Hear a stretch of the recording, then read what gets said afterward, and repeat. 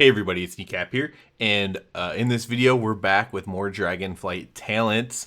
This time we're going to be doing a little bit of a more nuanced look, and in this video we're going to be focusing on a possible single target build, going through what I think might be the best single target build right now, but also talking about some things that could be better than what I have selected here.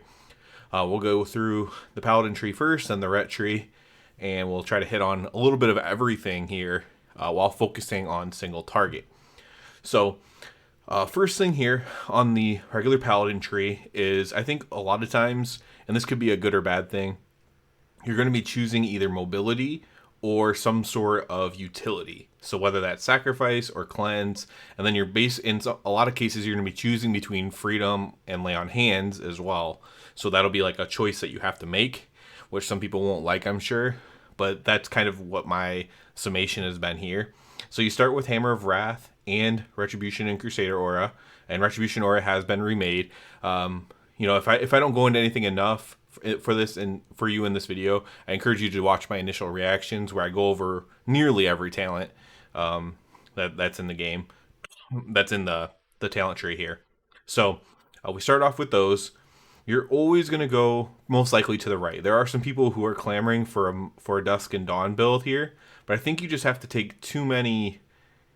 It's really just After Image is really bad, honestly. But yeah, because the talents here aren't that good either.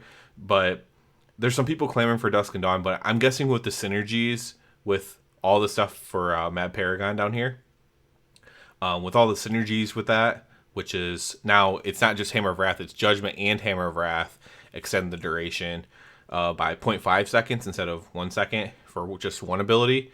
So you're going to be extending your Avenging Wrath a lot. So I think that's going to be kind of more of a baseline thing. It's also just a really strong legendary in the game, and it's stronger than Dusk and Dawn. Of course, the seal of order under Dusk of Dawn is what makes Dusk of Dawn strong in that particular scenario. So we're going to focus on the right side here because that's where I think is going to be the best. So in this situation, let's just do the top talents first. So in this situation, single target, I have Fist of Justice, just so I can get down to this right side here in the Seal of Alacrity, which is haste increased by 2%. I do have one charge of Divine Steed, nothing else. You can easily remove your cleanse and get more mobility if you need it. But cleanse, whether that's from, you're not going to need it in a raid very often. And single target is very much a raid thing, right? Like Skull X and stuff like that. But in PvP, maybe you need the cleanse or something like that. You're going to want to come down here. So for single target, you can easily, and we can just, it actually removed everything down there. But you can just remove these and then insert this into some more mobility if you want. And same thing if you choose to go down the sacrifice route and get the 2 sacrifice talents, you can do that. Let's refill these in here. Blessing of Spell Warding and Sanctified Wrath. We'll go with Touch of Light and there. Okay, so we go that on the right side. One thing of Divine Steed, just to have Divine Steed. We're having Lay on Hands in this scenario instead of Blessing of Freedom. In general, you're going to use Lay on Hands more than you need Freedom. Freedom's going to be a situational thing depending on the single target fight that you're in. Then we grab Blinding Light just to get this 2% crit plus armor. Armor can help a little bit for physical damage. We get the 2% crit, which is a non inconsequential amount of crit. And then I chose to go down here. You can get mobility instead. You could get sacrifice instead. But I grabbed Golden Path and Cleanse Toxins in this case. So we also kind of need to grab 1 point of Divine Steed as well and not skip it so we can get Avenging Wrath, which is directly below it. So in this case, we're grabbing Avenging Wrath. We're taking these Judgment talents, which are a little bit lame, just so we can continue to progress down. This one, so we can grab Divine Purpose. It's gated by just Judgment. So I get rank 4 Judgment, I guess you should say. Causes the target to take 25% increased damage, so it puts the debuff on them or whatever. And that's to get Divine Purpose. The other option here is Holy Avenger. That's the 3-minute cooldown that's currently on the talent tree. But Divine Purpose is going to probably synergize better with some of the other things. So we take Divine Purpose here. It's also just it's a powerful talent. It's just always been eclipsed by Seraphim in the past. And even in this, the way they do the Ret Tree, Seraphim has lost a lot of its power because there's ways to just proc it and stuff. And the more you proc it, if you've watched any of my 9.2 videos for ret guides, the more you proc Seraphim, the less value it is to take Seraphim as a talent. So then we take Blessing and Protection, again, just so we can advance down here to get to the bottom. In the bottom thing, you're pretty much always going to go like this. For Avenging Wrath cooldown, so it's a base 3-minute cooldown to get the rank 2 Avenging Wrath, which you have in game right now. That's why it's a 2-minute cooldown. So we have 2-minute cooldown Wrath. We're going to want to take this 12% mastery during Avenging Wrath, because 12% mastery is just a lot of mastery. And then you could argue take an Unbreakable Spirit here, but in most cases, unless again it's a single target raid fight, if there's no spell damage, then you could go ahead and take Unbreakable Spirit. But if there is spell damage in the fight, and it's like a substantial amount, like a mechanic that you can skip, you can just take Blessing of Spell Warding and spell warding yourself, and then you could like bubble one thing, spell warding the next, for example, if it's a big magic ability, and then take Sanctified Wrath down here. The other option is Seraphim, but because again on the other side there's ways to, just like our tier set, there's ways to generate Seraphim, and so it becomes a lot less valuable to take. So especially if you're going to take those talents that generate Seraphim, we'll see how it simulates out, of course, but Sanctified Wrath seems to be the better choice just simply because of that. On the right side here, we're taking Seal of Reprisal, which is actually really good. I don't think we mentioned up here either. So you're kind of choosing between Turn Evil, Rebuke, or Seal of the Templar. Now, if it's a dungeon like Plaguefall, you have to take Turn Evil here. So, if it's Mythic Plus, you're also taking Rebuke, right? But this is, again, single target, so this isn't really a Mythic Plus setup at all. I have Seal of the Templar here. Could easily be Rebuke. It doesn't really matter. You're taking a talent here to get down to Seal of Reprisal. Seal of Reprisal, and that's also, you can just forego your mobility and take that, so you could get rid of Cleanse, for example. But again, with Plaguefall, you would want the Cleanse. So that could be a little bit rough when we get to that point. Seal of Reprisal, your damaging Holy Power abilities have deal 20% increased damage. So this is just like an automatic thing you have to take. The Obduracy, I guess it's called, speed and avoidance increased by 2%. Again, we're just taking this to get down here. Now this is an interesting one because this is going to be just a matter of what simulates the highest. So we have Touch of Light. It tells you kind of how much damage it does. It's just kind of like Sanctified Wrath does not do that burst damage anymore, the like holy damage that shoots out of it.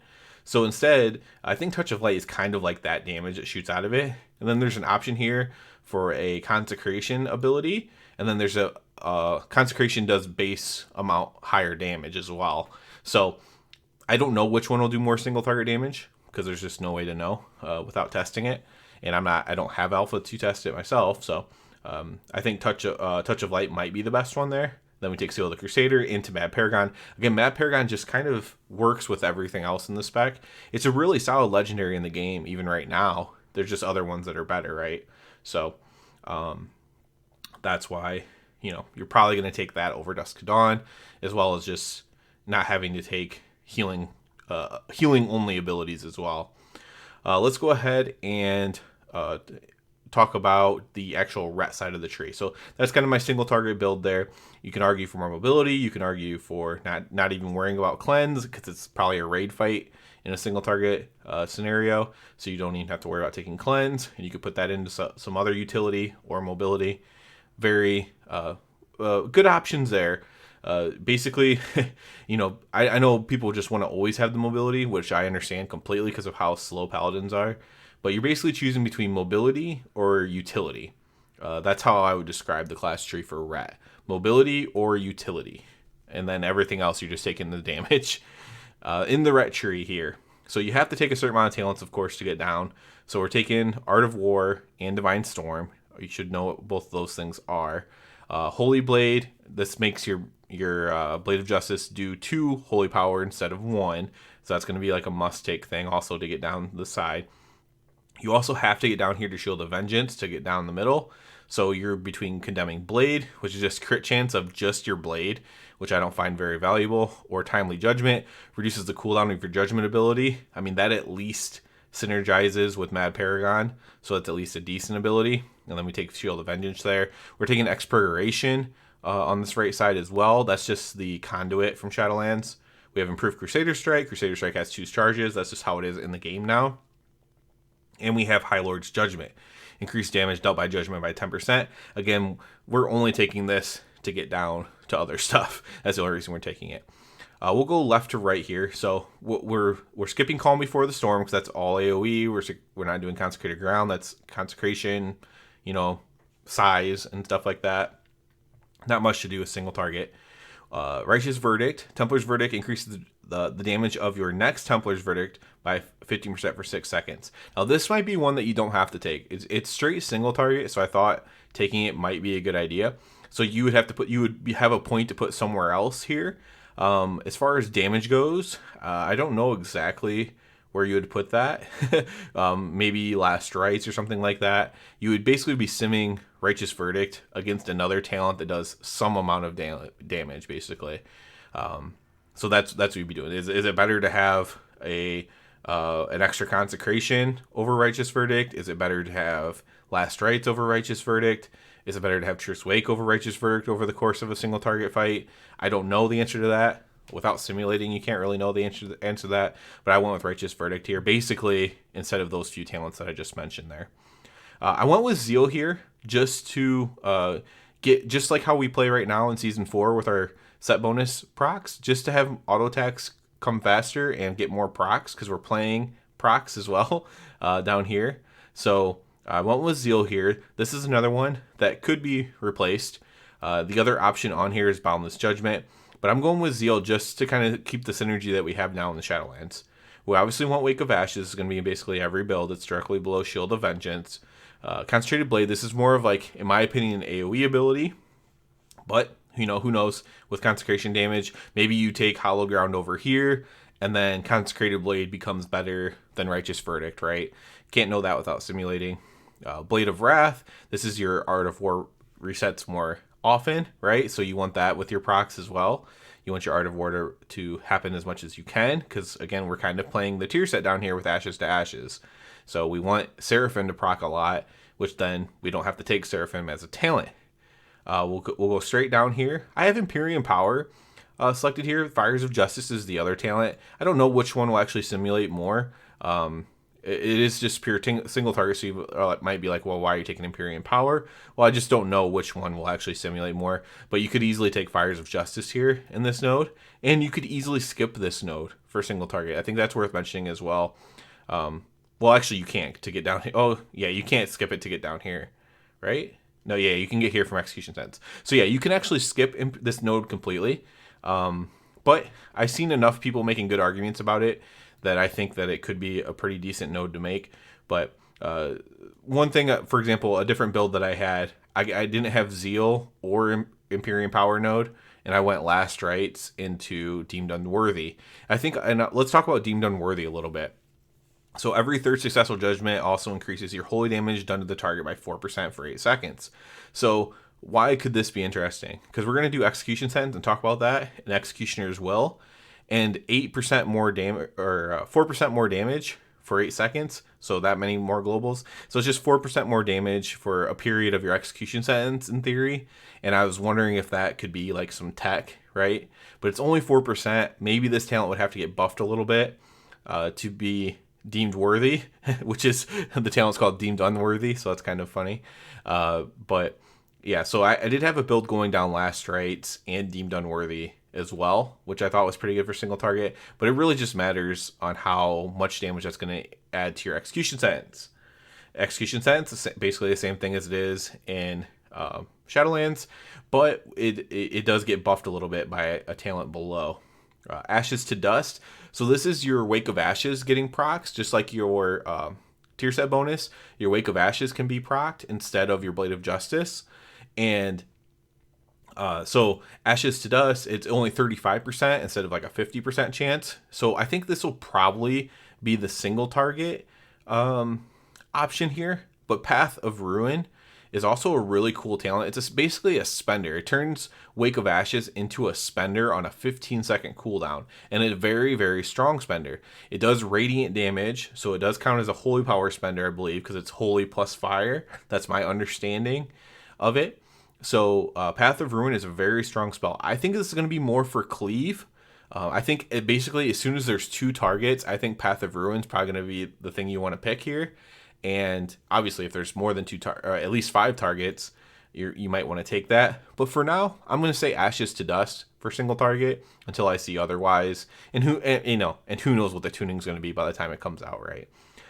Inner power here, every 10 seconds in combat, you gain 1 holy power. We're basically just doing that to get down here because we want to get down this left side. So you get some more holy power with inner power there, which is nice. Long Arm of the Law makes a return. So this is really cool. Every time you judge, you get 20% movement for 2 seconds. So you just get a little bit of burst movement quite often, right? Quite often you're going to get, every few seconds you're just going to get a little bit of a speed boost. Judgment's also a ranged spell, so if you're running out, you can turn around and cast Judgment and maybe make it out of a mechanic with a little bit more speed, right? So that's an option for you. And this supplements you not taking mobility here on the Paladin Tree, in my opinion. We skip over Exorcism. This is going to be a really good cleave ability. It works with your Consecration, and I'll talk about Exorcism more in the AoE build video that I'm going to do. Hand of Hindrance, this is our slow. You do have to talent into our slow. You're almost never going to take this for a boss fight, a single target fight, right? You're probably not going to take it in Mythic Plus either. You're pretty much only going to take this now in a PvP type thing, and even then I don't know if you'll take it. Executioner's Will. So this is really cool. Templars Verdict extends the duration of your active execution sentence on the target by 1 second. Can't extend the duration beyond 8 seconds. So you want to extend it 8 seconds if you can. That's just more damage, and your execution sentence just hits even harder. Some people are arguing for Path of Ruin, like I said, for single target, but you are using 3 holy power and a spender, so you're using 3 to 4 globals into your execution sentence that is not extending it. I think you want to be extending it. If it becomes super easy to extend, maybe that's okay, but I think you really want to do as many final verdicts as you can, in my opinion, because it just replaces Templar's Verdict. I assume it's going to work as the same way that it does in Shadowlands. Here we have to take a talent just to get to the bottom right, so we're taking Selfless Healer. The other one's Healing Hands, which is the Word of Glory version of healing. Down here, then, so this is interesting. Well, let's do this side last, actually, because it's going to be very interesting. On the left side, we're taking Virtuous Command. This is a conduit that's just really strong in Shadowlands for us. We are going to skip Divine Toll for straight single target. Why? Because we do not have Ringing Clarity. We have Divine Resonance, which is our legendary, but this is actually only going to be really good on AoE, in my opinion. This does not have that 5 judgments that shoot out at once. So whether you're a PvP player or whatever, when a Paladin uses Divine Toll, it just hits you with like 3, 4, 5 judgments, whatever. That's Ringing Clarity. That's a conduit in Shadowlands, and that's what makes Divine Toll so strong for a single target. It was always going to be decent for AoE, but for single target, that is what makes it strong. So without the Ringing Clarity, you're probably going to skip this for single target because it's just 1 empowered judgment, and then if you take Divine Resonance, you get just some more judgments after. Now, judgments do work good with Mad Paragon, remember, so it's not like the worst thing in the world, and maybe that ends up being worth it, just extending your maybe Divine Resonance, extending your Avenging Wrath by over a second, just passively ends up being like a really good thing. But yeah, I don't think we'll take this for single target. We'll see here. We'll see on a lot of this stuff down here. It's going to be a long road when it comes to that. Then we have Ashes to Ashes. That's when you benefit from Art of War. You gain Seraphim, so that's like for 4 seconds. So that's our tier set currently in Shadowlands. And then we have Final Reckoning under it. So Final Reckoning is just a really solid talent. Sanctified Wrath's better than it right now, but it's always been a solid talent. Just like Crusade's a solid talent, and Sanctified Wrath's a solid talent. So we can basically get our entire bottom row if we want to. And that's where we get to some interesting choices here. So once you get to this tree, you have 5 nodes here that I think are all quite interesting. But you can't get all of them and still keep the stuff that you really want, right? So you only have 4, 5, 6, 7, 8, 9. You only have 10 points available, right? At the bottom, 30, yeah. So you only have 10 points available at the bottom, and it becomes rough because, especially for single target, there's 11, there's 12 things that you would really, really like to get, and you only have 10 you only have 10 points, and the way that things are set up, you can't get all of them. There would be nice if you could get like all but one, but you can't get two of them. Essentially, you can either get the path that I chose, or you can do Crusade, Templars Vindication, or you can do Crusade without Final Verdict and still keep Vanguard's momentum, but we'll go over that. So first of all, we have Templars Vindication. This is like our best single target conduit in Shadowlands. So it's a 15% chance that your Templar's Verdict strikes again for 30% of its damage. So that is only a conduit strength. That's what I would say about this one. It's only conduit strength, whereas these are legendary strength or talent strength. So I think this one might be skipped over. I feel like a lot of people are going to take this in their first initial thoughts, but that might not be the case. That might not be the best thing. Maybe it is, though, but it might not be.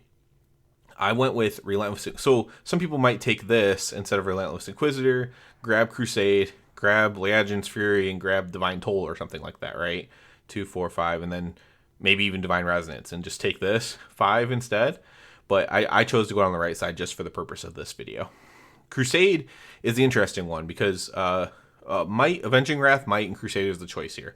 Avenging Wrath, Might basically gives your Avenging Wrath 20% crit. And Crusade does its normal thing. It gives you a ton of haste and a ton of damage. And because we're extending our Avenging Wrath with Mad Paragon, you know, it does it for a little bit longer, so you get that little added bonus. This also is just a very strong bottom row talent, so a lot of people are assuming we'll take this. I also would be completely not shocked if Crusade is taken here, right? This is a very, very possible thing that you take Crusade here. I just don't happen to have it in this build. I went with Relentless Inquisitor. This is a good legendary in Shadowlands. Just a very solid base legendary. Spending Holy Power gives you 1% haste per finisher for 12 seconds, stacking up to 3 times, so 36 seconds. 3 haste or 3% haste. So you just have 3% more haste. So it's 2 points though. Up here you get 2% haste for 1 point. So it is an interesting thing. 3% haste. But that you do get access to 2 other legendaries this way. So the way I went with is I went with 3 legendaries on this side. That's what I chose to go with for this one.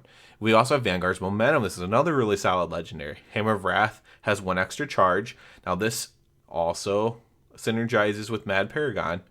Hammer of Wrath has 1 extra charge and increases holy damage done by 4% for 10 seconds, stacking 3 times.